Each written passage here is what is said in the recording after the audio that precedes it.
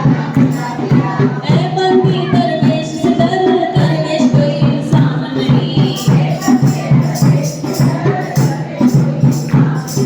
दरवेशों ने दुनिया को क्या ईश्वर को भी हिला दिया। ओ हिला दिया भाई हिला दिया, ओ पिला दिया भाई पिला दिया।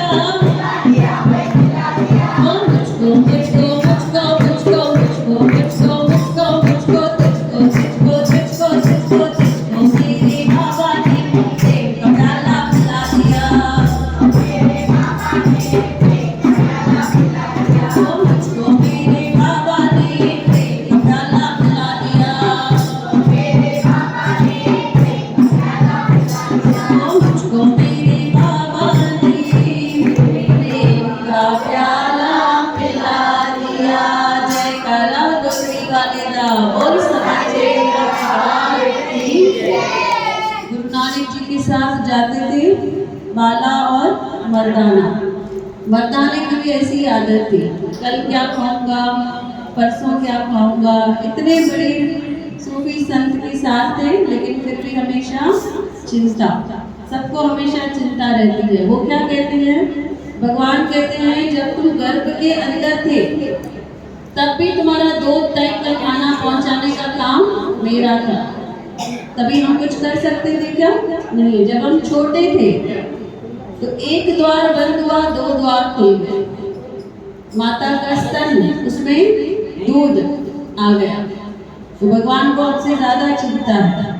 तो जब बच्चे थे तब उसने सब कुछ पहुंचाया, और किसी की ताकत थी हमें कुछ देने की, इंसान को कुछ देने की नहीं।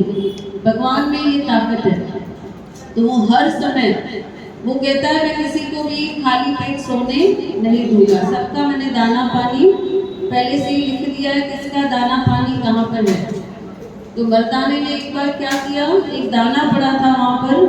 मर्दाना बोलता है गुरु जी आप बोलते हो दाने दाने पर लिखा है खाने वाले का नाम, अभी मैं ये दाना अपने मुंह में डालता हूँ। गुरु नानक जी बोलते नहीं ये तुम्हारे नसीब का नहीं है।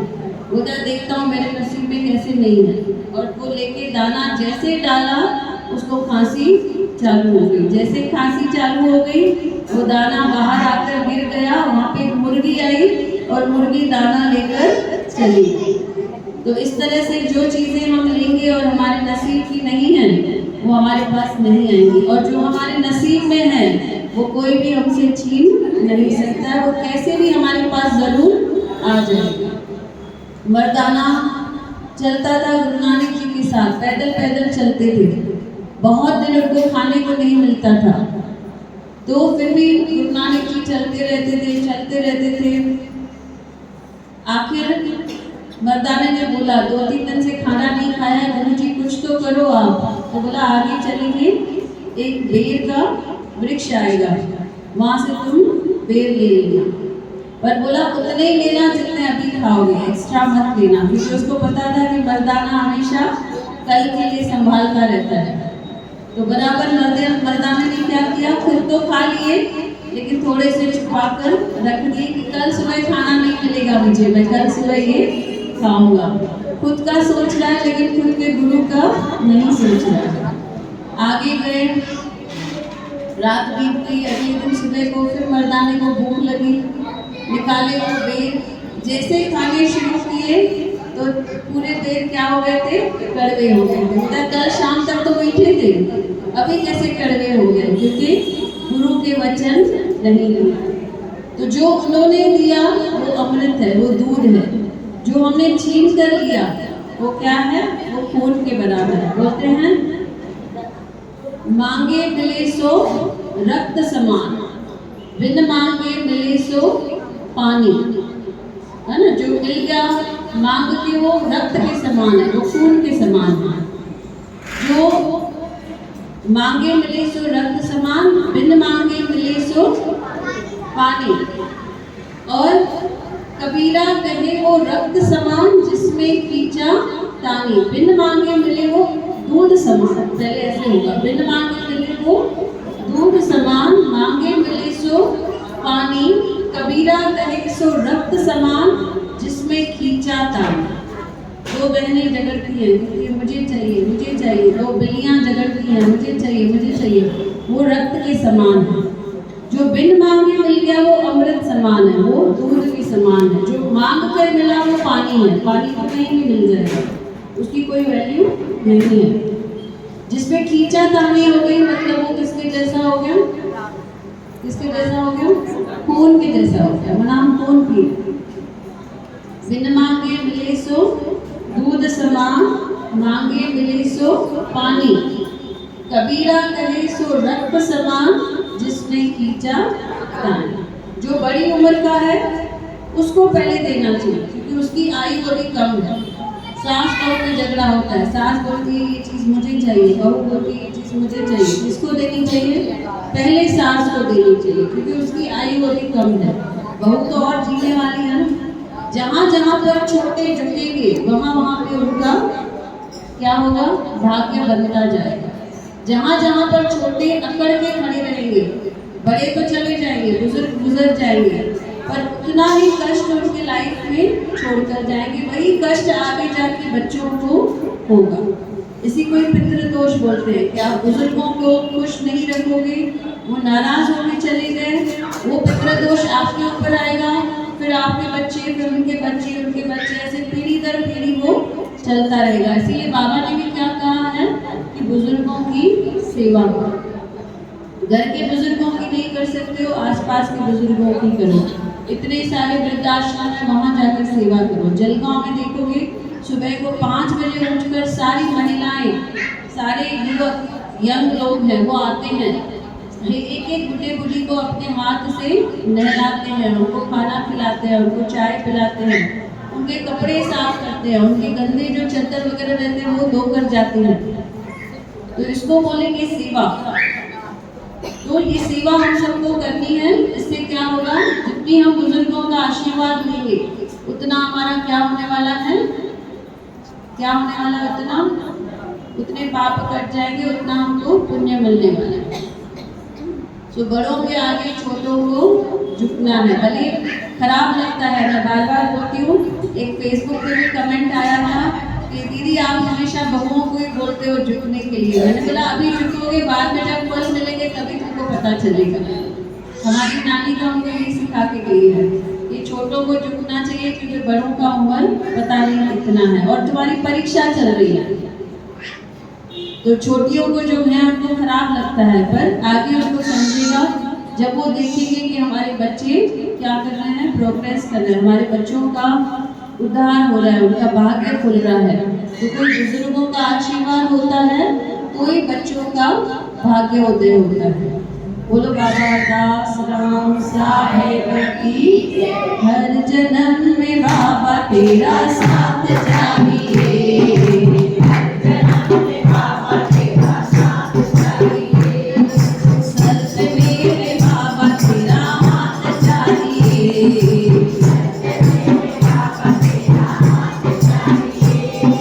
सिलसिला टूटना नहीं चाहिए, मुझको तो बस एक सी सौगात चाहिए, हर जन्म में बाबा तेरा साथ चाहिए।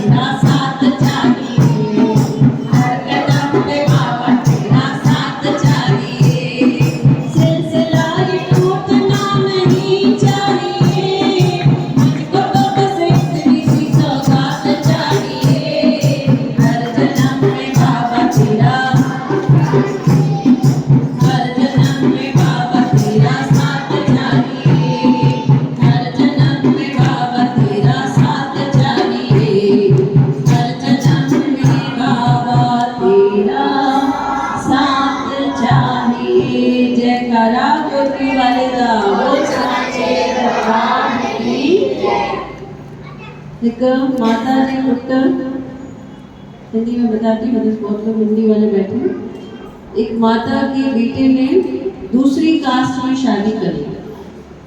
बहू जो आई थी वो दूसरी कास्ट की थी। दोनों दूर दूर रहते थे। सास रहती थी समझो दिल्ली में, बहू रहती थी पूना में। दोनों ने एक दूसरे के साथ वक्त नहीं बिताया था।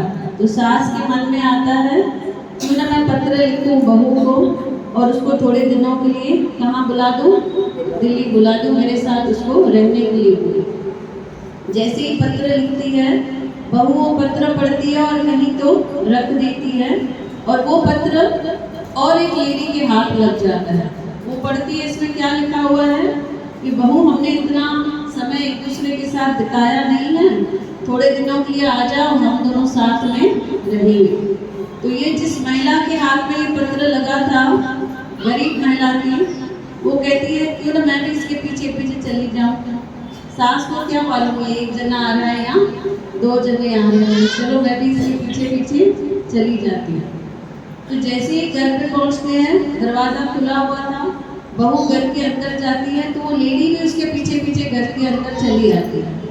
बहू जाकर सोफा पे बैठती है तो वो लेडी भी जाकर सोफा पे बैठ जाती है। दोनों बैठ के टीवी देख रहे हैं। अब जब सास आई, सास को क्या लगेगा, क्या लगेगा सास को कि बहू शायद किसी को साथ में लेकर आई है। और बहू को क्या लगा ये शायद इधर रहती है इसलिए शायद आके सोफा पे बैठ गई है, सास किसी को राह में बैठी है यहाँ पर। तो उसने पूछा नहीं, वो महिला से बैठ गए, दोनों टीवी देख रहे हैं। फिर तीनों मिलकर खाना खा रहे हैं। फिर तीनों रात को सो रहे हैं। वो हॉल में सो गई लेडी, सास अपने रूम में, बहू अपने रूम में। ऐसे चलता रहा चलता रहा। अगले दिन सुबह को उठे, वो लेडी जाके जो गरीब लेडी थी जाके चाय बना रही है, दोनों को पिला रही है। बहू को लग रहा है कि सास की कोई सहेली है, सास को क्या लग रहा है ये बहू की सहेली है।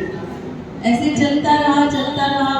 अब कभी ना वो सास का सामान ले रही है, कभी बहू का सामान ले रही है, कभी सास के कमरे में जाके सो रही है, कभी बहू के कमरे में, कभी उनका खाना खा ले रही है। तो अभी काफी जो ये था, जो सहन शक्ति थी दोनों की खत्म हो गई। आज सास ने सोचा आज मैं बहू से पूछने वाली हूँ ये किसको लेके आई है साथ में, और आज बहू की भी सहन शक्ति खत्म हो गई। आज बहू पूछती है आज तो मैं सास से पूछती रहूंगी ये किसको घर पे रहा के बैठी है।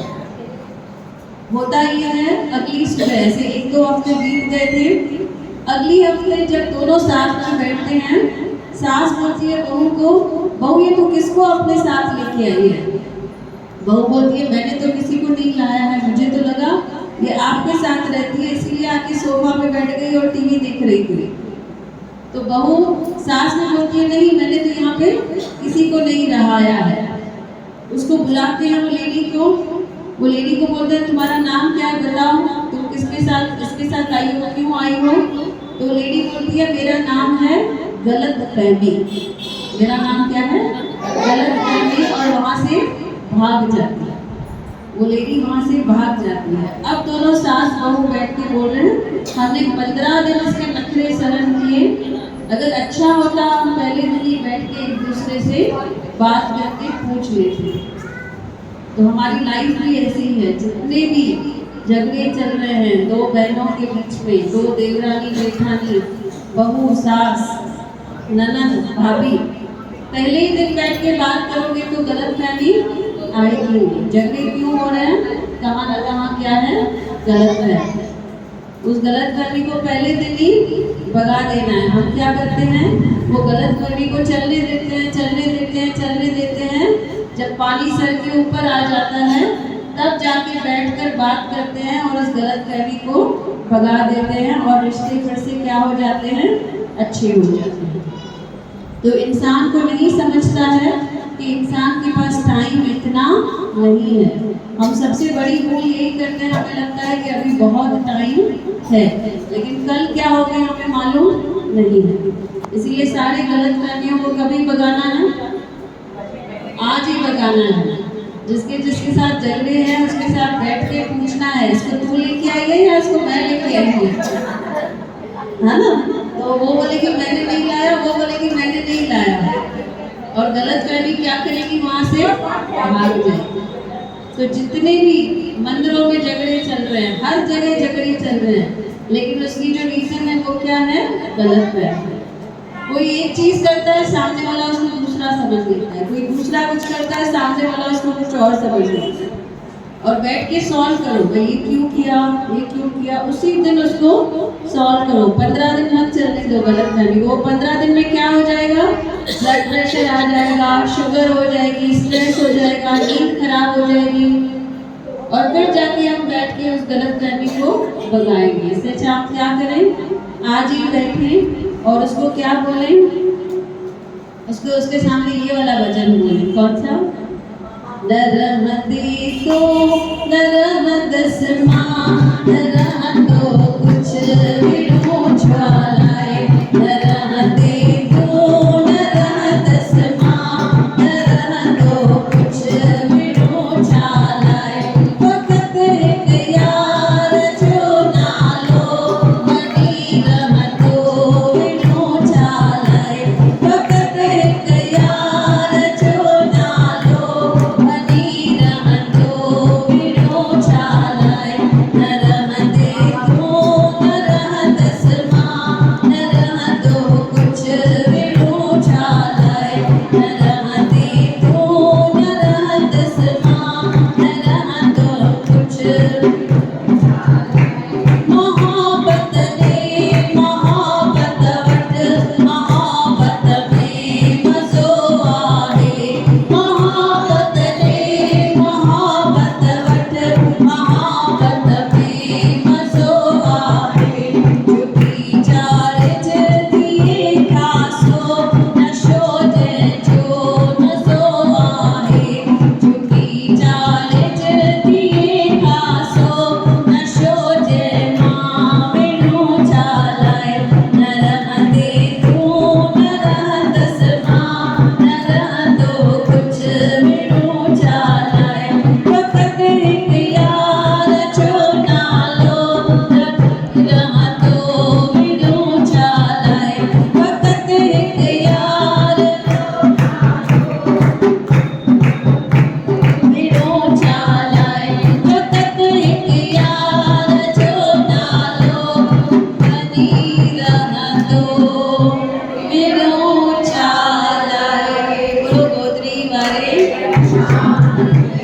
कंहिंजे कंहिंजे लाइफ में ग़लत फहमियूं अञा ताईं अथव, तव्हांजूं साहेड़ियूं, उहे जेके ॿिनि ॼणनि जे विच में झगड़ो कराइनि थियूं, माना हुननि जो नालो छा आहे, ग़लत फहमी।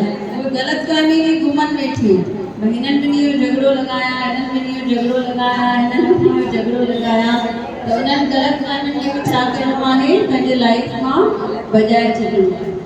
केरु अचे तव्हां वटि, साम्हूं वारे खे अची गिला करे, सम्झी वञो कि हाणे मां हितां उथी वेंदसि, हिन खां मुंहिंजी गिला चालू थी वेंदी, बराबरि न। जंहिंजी आदत आहे उहो सभिनी ॾींहं वेही गिला करियो, हिन करे गिला वारे खां परे भॼिजे। बोलो गोत्री वारी घनश्याम की, बाबा हमारे